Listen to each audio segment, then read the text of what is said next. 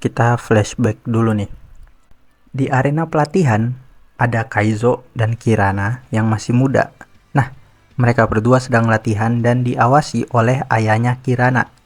Nah, di sini kelihatannya jika Kaizo itu kalah kecepatan melawan si Kirana. Nah, setelah si Kaizo terjatuh dan mereka berdua adu mulut tuh cekcok. Melihat itu, Kuldar, ayahnya Kirana pun memutuskan untuk menamatkan sesi latihan hari itu. Nah, melihat si Kirana yang tidak fokus, Kaizo pun menggunakan kesempatan itu untuk menjatuhkan si Kirana. Nah, ketika Kirana ingin bangun lagi nih, dia langsung memukul perut Kaizo. Feng yang masih kecil melihat Kirana menang melawan abangnya. Di sini kita bisa lihat ya, jika Feng sedang mengobrol dengan Max Mana, dan Max Mana itu ialah Max Mana Pian. Jadi ya udah dikonfirm langsung nih sama Monsta kalau Pian itu di masa depan bakal jadi Max Mana ya. Oke, Max Mana Pian memberi tahu nih ke Kaizo jika dia itu ingin menjadi seperti idolanya yaitu Amato. Kaizo tuh tidak bisa putus asa. Jadi ya harus terus latihan gitulah. Nah, jadi di sini kita tahu nih jika si Amato itu menjadi idolanya si Kaizo ya. Jadi ya ini Mimin nggak tahu lagi nih apa si Kaizo tuh udah tahu si Boboiboy itu ialah anaknya Amato atau belum. Soalnya ya dia tuh kan pernah ngehajar si Boboiboy nih, jadi ya nggak tahu lah gimana nantinya. Nah, Kapten Kaizo, Boboiboy sama si Gopal kelihatannya udah menaiki lift turbo nih buat sampai ke situ. Nah, posisi mereka sekarang berada di teras guru dan tujuan mereka ialah komplek penjara. Jadi ya, menurut informasi yang mereka dapatkan nih dari Pak Pato, komplek penjara ini ialah fasilitas rahasia milik Gurlatan. Makanya tempatnya tuh tidak terlihat oleh umum dan otomatis penjagaannya tuh pasti ketat. Nah, di sini Boboiboy menyarankan mereka untuk meneruskan penyamaran mereka sebagai tukang bersih buat bisa masuk ke komplek penjara. Di sel tahanan penjara, teman-teman Boboiboy akhirnya udah pada sadar nih. Yaya Ying kaget melihat Kuali yang ada di situ. Soalnya sepengetahuan mereka, Kuali itu kan sedang berada di planet Quabak. Nah, Kuali pun menceritakan nih, jika si Gopal udah menghubungi mereka, makanya dia sama Boboiboy bisa berada di planet Gurlatan. Feng pun berkata nih, jika si Kirana udah mengatur semuanya hanya untuk mendapatkan kuasa halilintar milik si Boboiboy. Nah, Feng pun berkata nih, jika dia tuh nggak tahu nih nasib para delegasi. Tapi si Feng yakin jika si Boboiboy dan lainnya tuh berhasil menyelamatkan diri. Jadi ya ketika mereka dikurung di situ, jam kuasa milik mereka juga udah diambil. Di sini si Feng pun menceritakan jika dia sama Kaizo tuh udah deket lah sama si Kirana dari dulu. Nah, Feng aja nih udah nganggep si Kirana itu seperti kakaknya sendiri. Tapi ya gara-gara penyerangan Retaka ke planet Gurlatan di Boboiboy The Movie 2, makanya semuanya jadi kacau. Karena keadaan mereka yang terpojok, Kuali pun mengeluarkan sudip kecil dari sepatunya. Nah, dia ingin membuka pintu sel menggunakan itu. Tapi si Kuali langsung tersengat nih sama arus listrik.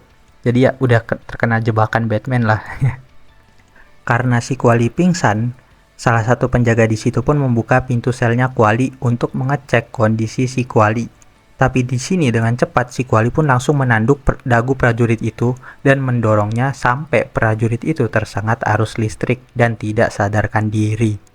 Nah, karena itu, Kuali berhasil mendapatkan kunci untuk membuka sel penjara dan langsung membebaskan teman-temannya. Walaupun mereka udah bebas nih, tapi di situ ada banyak CCTV. Nah, untung ada si Feng yang langsung mengambil tablet prajurit yang pingsan tadi dan langsung menonaktifkan CCTV di situ. Feng juga tahu nih lokasi jam kuasa mereka ada di mana. Oke, ketika mereka jalan terus, tiba-tiba di depan ada dua prajurit dan itu membuat pergerakan mereka terhenti. Lalu kita beralih ke kamar di Raja. Nah, ada Jenderal Saria yang sedang memegang pedang Voltra yang terdapat kuasa Voltra di dalamnya. Saria juga memberitahu nih, Kirana jika proses pemindahan kuasa ini bisa dilakukan kapan-kapan aja. Mendengar itu, ya Kirana pun langsung merasa puas. Lalu muncul Jenderal Gurmida yang menghadap Kirana.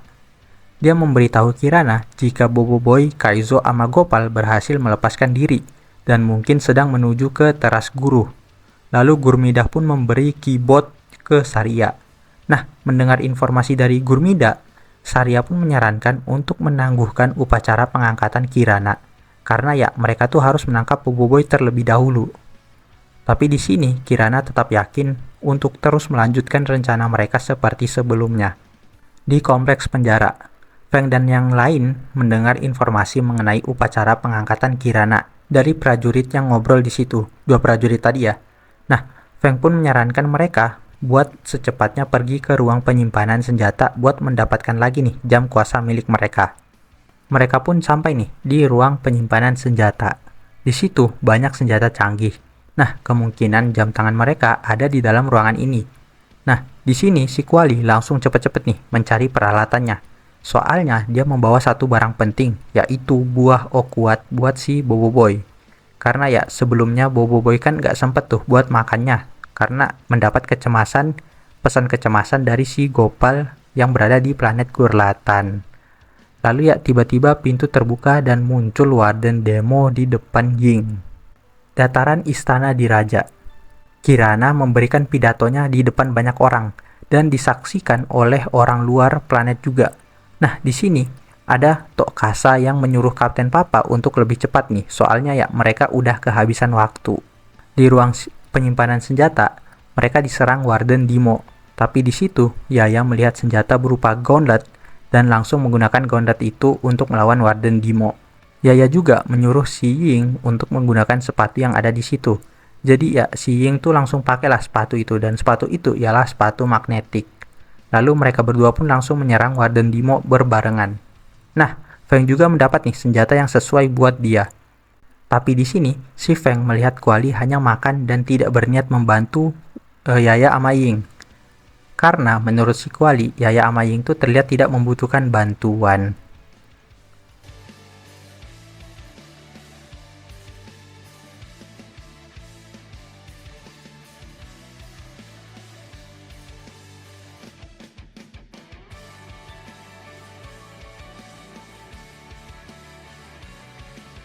Feng yang melihat hal itu pun akhirnya mengatakan hal yang sama nih. Soalnya ya nggak apa-apa tuh, biarin aja mereka yang lakuin. Warden Demo pun udah dikalahkan nih.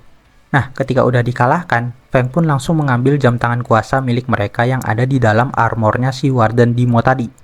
Tapi di sini, Warden Demo sempat mengaktifkan isyarat kecemasan, sehingga banyak prajurit Gurlatan yang langsung ke situ. Melihat itu pun, si Feng langsung membagikan jam kuasa Yaya sama si Ying. Lalu menyuruh Yaya sama Ying untuk menyelamatkan delegasi, sedangkan dia tuh bakal coba menahan musuh selama yang ia bisa. Soalnya ya itu ialah prioritas mereka.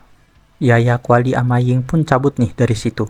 Ketika prajurit Gurlatan itu ingin mengejar mereka, Feng langsung menghalangi mereka. Nah, di sini gila, panelnya tuh keren banget cuy. Nah, mereka bertiga pun melihat nih pintu keluar. Tapi tiba-tiba ada yang menabrak masuk pintu keluar tadi.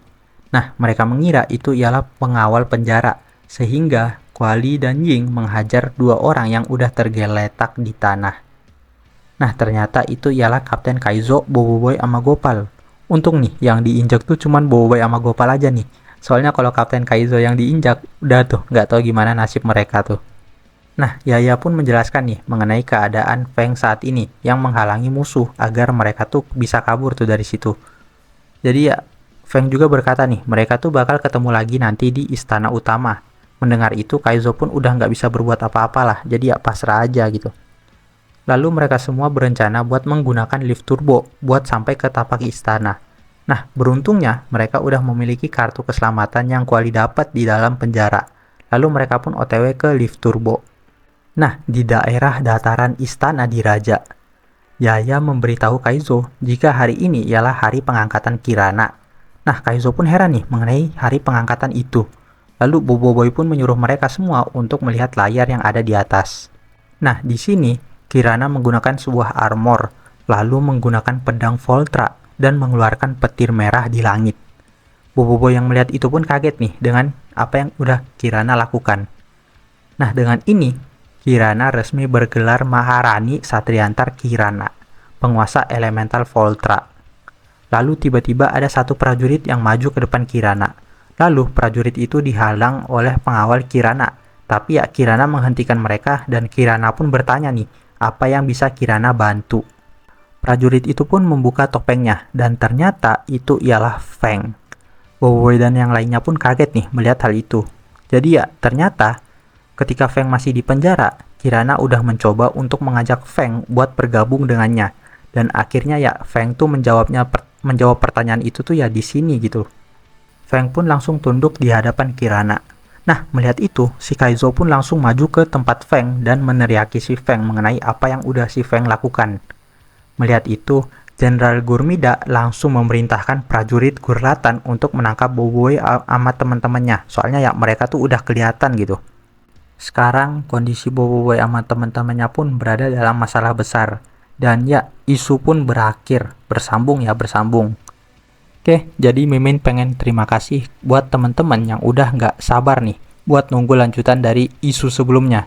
Dan Mimin pengen minta maaf soalnya ya telat banget nih update-nya. Soalnya bentrok sama penayangan Boboiboy Galaxy Windara. Makanya ya Mimin tuh mencoba buat mengatur-ngatur jadwal lagi nih buat tanggal uploadnya tuh kapan tuh enaknya. Jadi ya sekali lagi Mimin pengen minta maaf ke teman-teman semua soalnya telat ya. Oke, kalau kalian suka sama konten Mimin jangan lupa like, komen, sama subrek biar Mimin bisa makan enak. So, terima kasih.